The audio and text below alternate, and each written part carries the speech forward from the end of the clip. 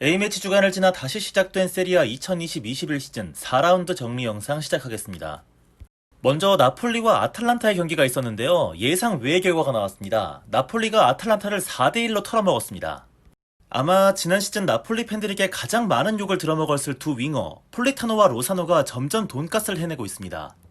특히 이번 경기에서도 로사노는 멀티골, 그리고 폴리타노 역시 한 골을 기록했는데요. 로사노는 리그 3경기만 뛰고 벌써 리그 4골째를 집어넣었는데 지난 시즌 26경기를 뛰면서 기록했던 4골과 벌써 동률을 이뤘습니다. 폴리타노 역시 리그 2골째를 기록 중에 있습니다. 지난 시즌 겨울 이적 시장에 나폴리로 넘어와서 역시 리그 2골을 15경기에서 기록했는데 마찬가지로 지난 시즌 기록과 동률입니다. 하지만 이번 경기가 나폴리에게는 한 가지 중요한 일이 발생했습니다. 바로 빅토르 오시멘인데요. 드디어 세리아 데뷔골을 터뜨렸습니다. 그동안 좋은 경기력에 비해 이상하리만큼 골운이 따르지 않던 오시멘이었는데 이번 골을 계기로 확실하게 세리아 무대 적응을 끝낼 수 있을 것 같습니다. 거기다 골 세레머니로 조국 나이지리아 경찰들의 잔혹함을 지적하는 메시지까지 전달을 하면서 근본도 보여줬던 오시멘이었습니다. 그나저나 가투소 감독의 자질이 날이 갈수록 올라가고 있다는 느낌이 들었는데요. 공격의 팀 아탈란타를 상대로 공격으로 발라버릴 정도로 확실한 공격 전술을 보여줬습니다. 결국 나폴리의 원정 불참가로 몰수패는 물론 승점 1점까지 삭감당하는 징계가 내려졌는데 나폴리로서는 이번 경기가 분위기 전환에 있어서 아주 중요한 터닝 포인트가 될 것 같습니다.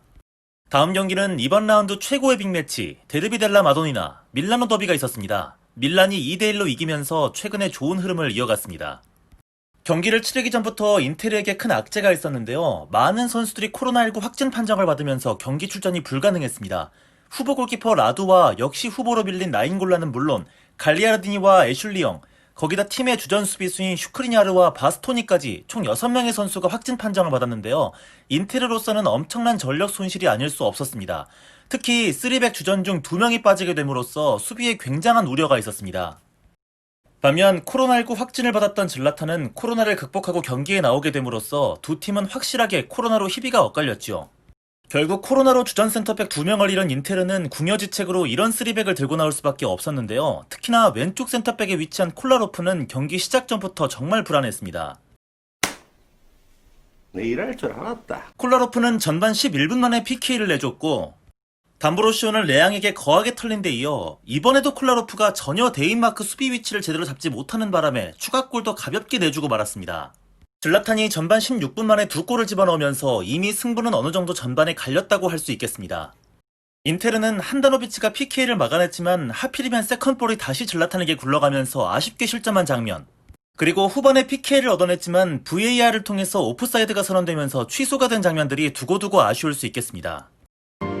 제점 새끼는 어쩔 수가 없어요. 그래도 인테르의 루카쿠는 아주 인상 깊은 모습을 보여줬습니다. 만회골을 기록한 데 이어서 그동안 타고난 피지컬을 제대로 이용하지 못한다는 평가를 받았던 루카쿠인데 요즘에는 피지컬 이용에 완전히 눈을 떴습니다. 타고난 스피드뿐만 아니라 수비를 등지고 버텨내면서 다른 동료들에게 찬스를 만들어주는 능력은 이제 완전히 인테르의 최고 공격 옵션으로 자리 잡아가는 모습입니다. 또한 거듭된 에릭센의 부진으로 이번 경기에서는 바렐라가 공미로를 수행했는데요. 완벽한 탈압박으로 공미 자리에서도 거의 완벽한 모습을 보여줬습니다. 거기다 양팀 통틀어 가장 많은 활동량을 찍었는데요.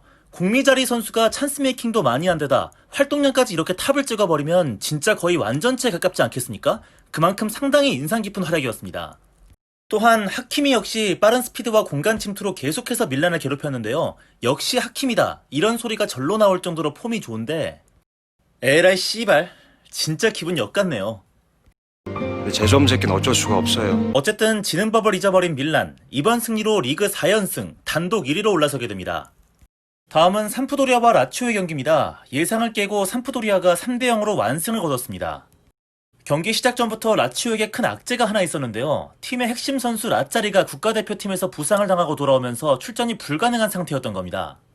그래서 결국 라치오는 파롤로를 오른쪽 윙백 자리로 선발 출전시킬 수밖에 없었는데요. 이게 결국 승패를 갈랐습니다.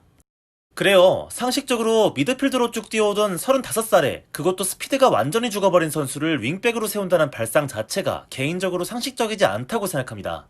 예를 들 만한 장면이 하나 있는데요. 일단 완벽하게 수비 위치를 잘못 잡아서 상대 윙어가 자유롭게 돌파할 수 있는 빌미를 제공했고요. 거기다 스피드가 느려서 제대로 따라가지도 못합니다. 반면 삼프도리아 승리의 주역은 아우젤로였습니다. 이 경기에서 한 골에 어시스트도 1개를 기록했고요. 덴마크 리그에서 이번 시즌 삼프도리아로 이적한 2000년생 미켈 담스고르는 세리아 무대 데뷔골을 기록했습니다. 다음 경기는 승격팀 크로토네와 디펜딩 챔피언 유벤투스의 경기. 이번 라운드가 참 이변이 많았는데요. 유벤투스가 크로토네와 1대1로 비겼습니다. 유벤투스 역시 코로나 악재가 발생했습니다. 호날두가 코로나19 확진으로 인해서 경기 참가가 불가능했죠. 경기는 유벤투스가 약간은 말리는 모양새였습니다. 일단 전반 10분 만에 보누치가 상대 선수 발을 차버리면서 PK를 내주고 시작했는데요. 결국 1대0으로 끌려갑니다. 하지만 빠른 시간 내에 유벤투스가 동점골을 만들었습니다. 이번 경기로 유벤투스 데뷔전을 치렀던 키에사의 어시스트였고요. 다시 유벤투스로 리턴한 알바로 모라타의 5시즌 만에 나온 세리아 무대 골이기도 했습니다. 그러나 유벤투스에게 또 다른 악재가 터지게 되는데 어시스트를 기록했던 키에사가 상대 선수와 경합 과정에서 다리를 발로 차는 바람에 다이렉트로 퇴장을 당하게 된 겁니다. 완전히 말렸죠. 막판에 유벤투스의 역전골이 있었습니다. 하지만 이번에는 VAR로 모라타의 옵사이드가 지적되면서 골 취소가 돼버리고 맙니다. 그냥 유벤투스의 운이 더럽게 없었던 하루가 아니었나 싶습니다. 이번 경기에서 한 가지 이야기를 할 것이 2000년생 마놀로 포르타노바가 선발 출전하면서 2년 만에 다시 세리아 무대에서 뛰는 기회를 잡았습니다. 어리고 경험도 없는 선수인데 선발 출전을 했다는 거는 두 가지겠죠. 크로토네를 너무 족밥으로 봤거나 혹은 베르나르데스키에 대한 믿음이 없거나 저는 반반이지만 후자에 조금 더 무게가 실립니다. 다음은 볼로냐와 사수올로의 경기입니다. 7골을 주고받은 끝에 사수올로가 4대3으로 승리했습니다. 이번 시즌 수비를 좀 포기하고서라도 많은 골을 노리겠다고 공언했던 콘테가 본다면 눈을 반짝일 경기였을 텐데요. 사실 양팀 선수들의 실수가 엄청 나왔던 경기였습니다. 특히 사수올로의 로카텔리는 역적이 될 뻔했는데요. 위험 지역에서 공을 한번 끌어요. 그리고 박스 안으로 가서 안 걷어내고 계속 끌어요. 결국 뺏깁니다. 그리고 실점으로 이어지고 말죠. 볼로냐 역시 아쉬운 실수가 있었습니다. 상대 코너킥 상황에서 팔라시오가 걷어내는데 이게 뒤로 갑니다. 결국 카푸토의 헤더골로 이어지고 말았습니다. 그리고 이 경기의 결승골은 도미아스의 자책골로 만들어집니다. 시즌 초반이지만 아주 순항 중인 공격축구 사수올로는 현재 밀란에 이어서 리그 2위의 랭크 중입니다. 4경기에서 13골을 집어넣으면서 14골의 아탈란타에 이어서 득점 2위도 기록하고 있습니다. 다음은 스페지아와 피오렌티나의 경기인데요. 피오렌티나 심각합니다. 스페지아와 2대2로 물을 캐고 말았습니다. 어떡하지 너? 어떡하게 뭘 어떡해. 감독 바꿔야지. 피오렌티나는 조금이라도 순위를 올리고 싶으면 무조건 이아킨이 잘라야 됩니다. 세계 최초의 모자형 감독. 모자로 멋부리는 것 빼고는 아무것도 못하는 감독입니다. 자, 놀랍게도 팀이 4분 만에 2골을 넣었습니다. 상대는 전력이 약한 승격팀입니다. 당연히 감독은 더욱더 공격적으로 몰아붙여야 하지 않았을까요? 2골을 앞서고 있지만 고작 전반 4분이니까요. 하지만 이아키니는 전반 4분부터 잠그기 시작합니다. 그러니까 비기고 앉았죠. 결론은 이렇습니다. 전반 4분 만에 2골을 넣고 오히려 경기력에서 완전히 승격팀 스페지아에게 발렸습니다. 슈팅도 더 많았고 찬스도 압도적으로 많았죠. 피오렌티나 수비수들도 아주 개판 5분 전이었는데요. 보고 있으면 피오렌티나 팬이 아닌데도 욕이 막 나옵니다. 어라 씨발 얼씨구 예인병. 이야 진짜 지랄났다. 어쨌든 이탈리아 현지에서는 피오렌티나 차기 감독으로 사리가 거론이 많이 되고 있는 모양인데 아쉽긴 하지만 사리라도 빨리 데려오길 진심으로 바랍니다. 다음은 토리노와 칼리아리의 경기가 있었습니다. 칼리아리가 3대2로 이겼습니다.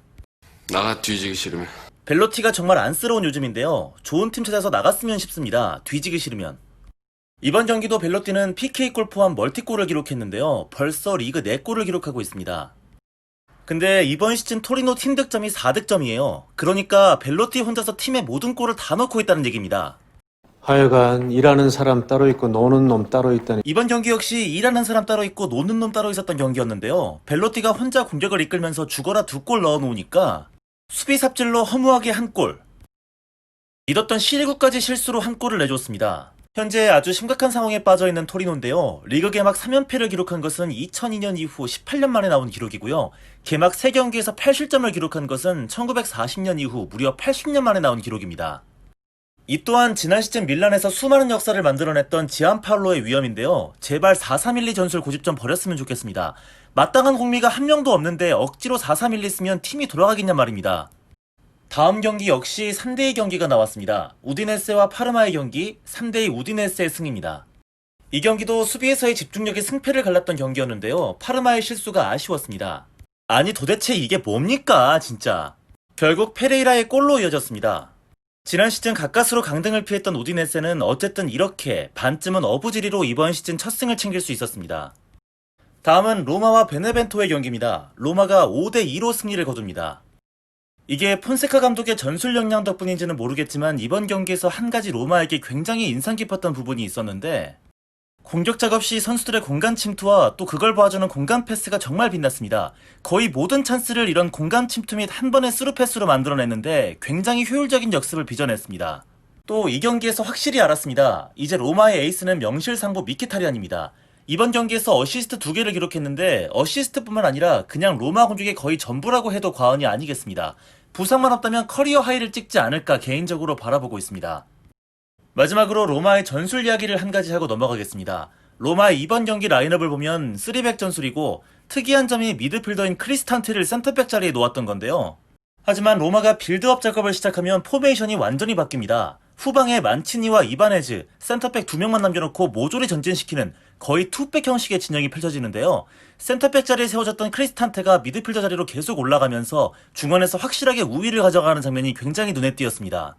그리고 베레투가 상당히 중요한 역할을 맡아서 수행했는데요. 빌드업의 강점을 가진 이바네즈가 볼을 잡고 올라가는 상황에서는 베레투가 최후방까지 내려와서 커버를 해줬습니다. 결국 크리스탄테 센터백 전술은 사실 크리스탄테와 베레투의 반반 센터백 전술이었던 겁니다. 생각보다 약팀에게는 효율적으로 작용했던 전술이라 종종 로마가 들고 나올 것으로 보입니다. 예, 그리고 이번 라운드 마지막 경기 베로나와 제노아의 경기는 0대0 무승부로 끝났습니다. 베로나로서는 정말 아쉬울 수밖에 없었던 이유가 제노아가 지금 정상 전력이 아닙니다. 무려 14명의 선수가 코로나19 확진 판정을 받으면서 전력에서 이탈해 있기 때문입니다. 선수들 이름 몇몇을 봐도 주전급의 선수들이 다수 포진돼 있습니다. 하지만 제노아에 이 선수가 남아있었으니 바로 골키퍼 페리니였습니다. 페리니 압도적으로 이번 경기 MOM에 선정이 됐는데요. 기록을 보면 납득할 수밖에 없습니다. 무려 세이브가 12개입니다. 유효 슈팅 개수 12개 대 2개인 경기를 비겼으니 페리니 혼자서 승점 1점을 만들었다고 해도 과언이 아니겠습니다. 뭐 이번 라운드 정리는 여기까지 하고 챔피언스 리그에서 인테르 빼고 모두 승리를 거둬서 축하드린다는 말씀을 올리고 싶습니다. 시발.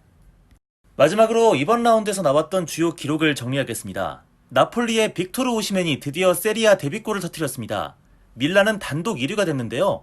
2012년 3월 이후 무려 8년 7개월 만에 단독 1위입니다. 삼프도리아의 담스고르가 세리아 데뷔골을 넣었고요. 유벤투스의 모라타는 5시즌 만에 세리아 무대에서 골을 넣었습니다. 마지막으로 토리노는 18년 만에 개막 3연패, 그리고 80년 만에 개막 3경기에서 80점을 기록하게 됐습니다.